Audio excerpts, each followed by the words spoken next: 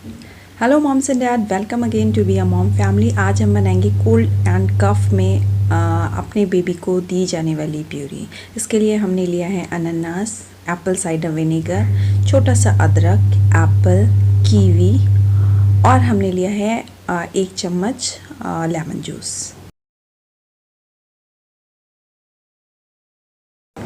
सबसे पहले हम ले लेंगे अपना स्टीमर, उसमें 1 गिलास पानी डाल देंगे।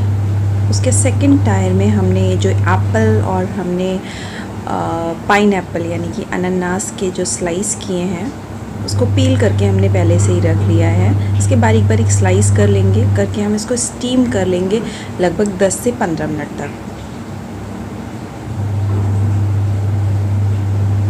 ये देखिए आप, स्टीम हो चुका है हमारा एप्पल भी और पाइन एप्पल भी, अनानास। इसको हम अपने जार में ब्लेंड करने के लिए पोर कर लेंगे। इसमें हमने जो कीवी लिया था उसको भी पीसेस कर लिए हैं और उसको भी ऐड कर देंगे। थोड़ा सा अदरक हम कद्दूकस कर लेंगे। क्वांटिटी मैंने ली थी, इतनी बची है।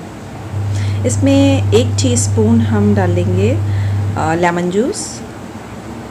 उसके साथ हम डालेंगे 1 चम्मच एप्पल साइडर विनेगर।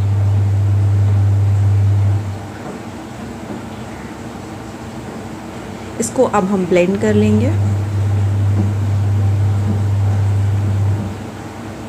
अगर आपके बेबी को कोल्ड एंड कफ है तो ये रेमेडी बहुत हेल्पफुल है। इजीली आप, बहुत लाइट है और आप इजीली अपने बेबी को दे सकते हो।